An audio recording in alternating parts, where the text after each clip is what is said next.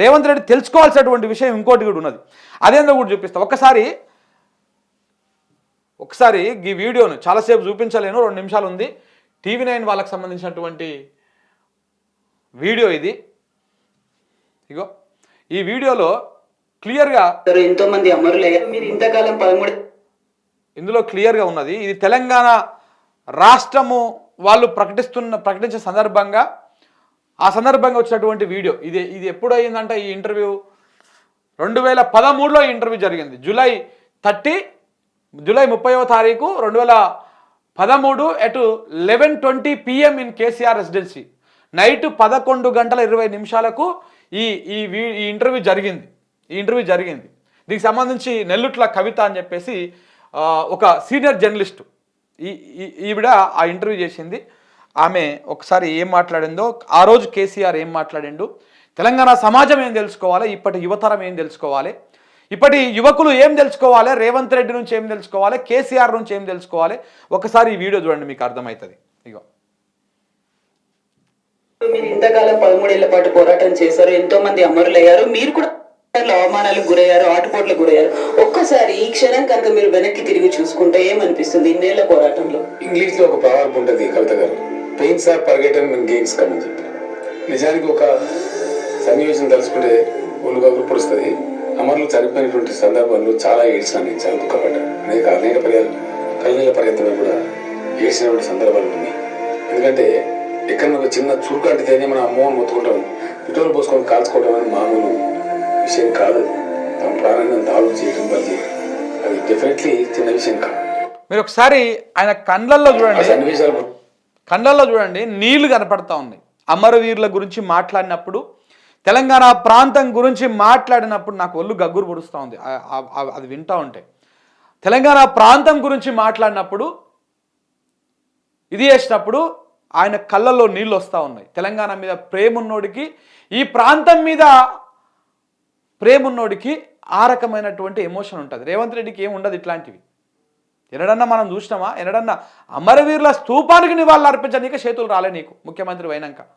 అసెంబ్లీకి పోయే ముందు ఈ తెలంగాణ అసెంబ్లీ ఏర్పడిందంటే వీళ్ళ త్యాగాల మీదనే అన్నటువంటి గుర్తుతోటి తెలంగాణ రాష్ట్రంలో 10 సంవత్సరాల నుంచి ఎప్పుడు అసెంబ్లీ సెషన్ స్టార్ట్ అయినా అమరవీరుల కాడికి పోయి వాళ్ళ పాదాల దగ్గర పుష్పం పెట్టి వాళ్ళకు నివాళులు అర్పించి వాళ్ళ స్ఫూర్తితోనే అసెంబ్లీలోకి అడుగు పెడతారు ఎవరైనా సరే.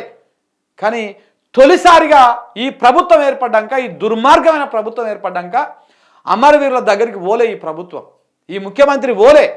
డైరెక్ట్గా పోయి అసెంబ్లీలో కుర్చీలో కూర్చొని పొంకరాల మాటలు మాట్లాడిన కానీ పోలే. అమరవీరులను మొత్తానికి అవమానపరిచాడు. ఇంకా చాలా ఉంది, వినండి. గుర్తుకొస్తే వాళ్ళు ఎంత ఆరాటపడి ఉంటారు, ఎంత బాధపడి ఉంటారు అన్న దానికి చాలా హృదయవిదాకమైనటువంటి సన్నివేశాలు బాధపడడానికి ఖర్చు చేశాను. నేను కూడా నిమ్స్లో ఉన్నప్పుడు సాగు నోట్లో తరగా పెట్టిన పరిస్థితి. మిత్రులు చెప్తుంటే నేను కాదని అంటున్నా, కానీ రోజు నేను ఏం చేసేవానంటే బాత్రూమ్ పోయించాను. నా పరిస్థితులు నేను టెస్ట్ చేసుకోవడానికి, కంట్రోల్ ఉందా బాడీ లేదా అని టెస్ట్ చేసుకోవడానికి.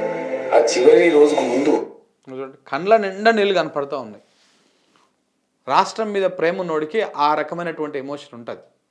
ఉట్టినే రాలే తెలంగాణ రేవంత్ రెడ్డి, ఇలా నువ్వు ముఖ్యమంత్రి ఉట్టినే గాలే. ఎంతోమంది అమరుల త్యాగాల ఫలితము, ఎంతోమంది బిడ్డల పోరాట ఫలితం కారణంగా ఇలా నువ్వు ముఖ్యమంత్రి అయినవు. ఈ రాష్ట్రానికి సమైక్య రాష్ట్రమే బాగుండే, ఆ పాలనే బాగుండే అని నువ్వు మాట్లాడుతుంటే ఇలా తెలంగాణ వాదుల గుండె, తెలంగాణ గుండె తరుముకపోతా ఉంది. నీలాంటోనా మేము ముఖ్యమంత్రిని చేసుకున్నది, నీలాంటోనా ఇలా మేము గెలిపించుకొని మన ఎత్తున కూర్చోబెట్టుకున్నది అని. ఎవరిని ఓడగొట్టుకొని ఎవరు నిలబెట్టుకున్నాం మనము? ఈ ప్రాంతంలో, ఈ ప్రాంతానికి ఉన్నటువంటి అమాయకత్వమో లేకపోతే ఆలోచన లేనితనమో, ప్రజలు ఆలోచించలేకపోతా ఉన్నారో, ఎక్కడ ఏ పొరపాటు జరుగుతూ ఉందో, ఎవడు మనల్ని ఇన్ఫ్లుయెన్స్ చేస్తూ ఉన్నాడో, ఏ రకమైన పెత్తందారులు మన మీద కూర్చేసుకొని కూర్చొని మనల్ని ఆడిస్తూ ఉన్నారో, మనల్ని ఆటల బొమ్మల లెక్క అర్థం కావట్లేదు ఈ ప్రాంతానికి. కానీ ఈ ప్రాంతం, ఈ రాష్ట్రం ముట్టినే రాలే. వేల మంది త్యాగాల ఫలితంగా వచ్చింది, ఎంతోమంది బిడ్డల పోరాట ఫలితంగా వచ్చింది. పోరాటం చేస్తే ఎంతో ఒక జీవితాలను త్యాగం చేస్తే ఈ రాష్ట్రం వచ్చింది. అలాంటి రాష్ట్రానికి ముఖ్యమంత్రిగా ఉండి నువ్వు ఇలా సమైక్య పాలనే బాగుండే, సమైక్య రాష్ట్రం బాగుండే అని మాట్లాడుతావు. ప్రకటన వచ్చే రోజు ముందు మంచాలు పట్టుకొని బెడ్స్ పట్టుకొని నేను వెళ్తున్నా. నేను ముందుకు నడుస్తున్నాను, అడుగు వేస్తే అడుగు ముందుకు పట్టలేదు, పక్కకు పడతాను, తప్పి పడతాను. నేను అనుకున్న కంట్రోల్ తప్పుతుంది.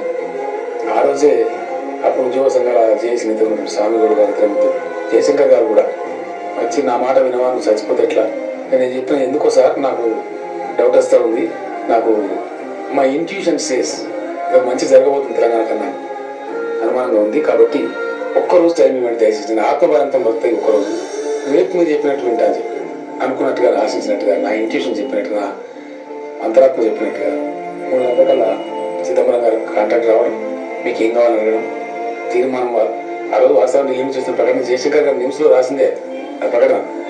ఆ ప్రకటన డ్రాఫ్ట్ చేసి పంపడం, ఫైనల్గా వారు రాత్రి 11 నిమిషాలు అనౌన్స్ చేయడం, నేను తీసే విషయం అదే తొలి విజయం. అది ఇంత ఉంది తెలంగాణ చరిత్ర. ఒక్క రోజులో చెప్తే ఒడిచేటిది కాదు ఇది, ఒక్క పూటలో చెప్తే ఒడిచేటిది కాదు ఇది. తెలంగాణ అనేటువంటి ఆ ఎమోషన్, ఆ ఫీలు ఒక గంటలో 2 గంటలలో చెప్పేస్తే అయిపోయేటిది కాదు. అది అనుభవించిన వాళ్ళకి తెలుస్తుంది. అది ఆ బాధ అది ఎట్లా ఉంది అనేది అనుభవించిన వాళ్ళకి తెలుస్తుంది, అది నడిపించిన వాళ్ళకి తెలుస్తుంది, ఆ బిడ్డలను కోల్పోయినటువంటి వాళ్ళకి తెలుస్తుంది.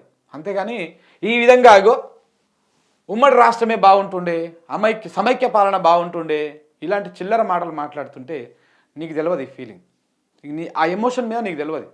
సో కాబట్టి ఇలాంటి మాటలు బంద్ చేయండి ఇలాంటి మాటలు. ఇంకెప్పుడు ఇట్లాంటి మాటలు మాట్లాడద్దు. ఎందుకంటే అవునన్నా కాదన్నా మీరు మా రాష్ట్రానికి ముఖ్యమంత్రి, తెలంగాణ రాష్ట్రానికి ముఖ్యమంత్రి. మీరు ఆ గౌరవాన్ని, ఆ హూందాతనాన్ని, దాన్ని మీరు 100% నిలబెట్టుకోవాలి. లేకపోతే మీరు మాట్లాడినటువంటి మాట ఇలా నవ్విటోటి ముంగల జారిపడేట అవుతుంది కథ. సో కాబట్టి ఇలాంటి ప్రయత్నం ఎట్టి పరిస్థితుల్లో కూడా చేయాల్సినటువంటి అవసరం లేదు. మీ రాజకీయంగా రకరకాల ఎత్తుగడలు వేయండి, రకరకాల రాజకీయ అడుగులు వేయండి, తప్పులేదు. కానీ ఈ ప్రాంతం అస్తిత్వం గురించి, ఈ ప్రాంతం గొప్పతనం గురించి ఎప్పుడు శిఖర స్థాయిలో ఉంచండి దాన్ని. అంతేగాని మీ స్వార్థాల కోసం ఎవరో మన ప్రత్యర్థి మీద మనము సాధించాలి కాబట్టి, పైసే సాధించాలి కాబట్టి ఈ రకంగా రాష్ట్రాన్ని తక్కువ చేసేద్దాము, మాట్లాడేద్దాము, దీనివల్ల ఈ చర్చ అవుతుంది, ఇది అవుతుంది అనుకుంటే చనిపోయినటువంటి వాళ్ళ బిడ్డలను ఒక్కసారి, ఆ తల్లిదండ్రులను, వాళ్ళ గోసను ఇప్పటిదాకా ఒక్కసారి మీరు గుర్తు చేసుకుంటే మీకు తెలుస్తుంది దాని వెనకాల ఉన్నటువంటి ఎమోషన్ ఏంటి, తెలంగాణ అంటే ఏంటి అనేది. బాధ అనిపిస్తూ ఉంది ఈ విషయం చెప్తా ఉంటే కూడా, నిజంగా కూడా.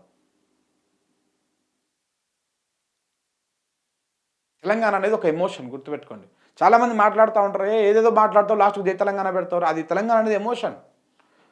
తెలంగాణ అనేది ఎమోషన్. ఆ ఎమోషన్తో ఆడుకోవద్దు ఎవరు కూడా. ఏ కోట్లు, ఏ పదవులు, ఏవి కూడా దాని కింద పనికి రావవి. అలాంటి బాండింగ్ ఉంటుంది తెలంగాణ ప్రాంతంలో. నికార్సైనటువంటి తెలంగాణ బిడ్డలకు అలాంటి బాండింగ్ ఉంటుంది. సో దాన్ని మనము నువ్వు ఇలా నీ స్వార్థ రాజకీయాల కోసం నువ్వు ఇలా మాట్లాడుతూ ఉన్నావు ఇలాంటి మాటలు అంటే, ఒక సగటు తెలంగాణ బిడ్డగా నాకు కూడా బాధ అనిపిస్తూ ఉంది, ఎవరికైనా బాధ అనిపిస్తూ ఉంటుంది. రాష్ట్రం ఉట్టినే రాలే రేవంత్ రెడ్డి గారు, గుర్తుపెట్టుకోండి. ఉట్టినే గాలికి రాలే.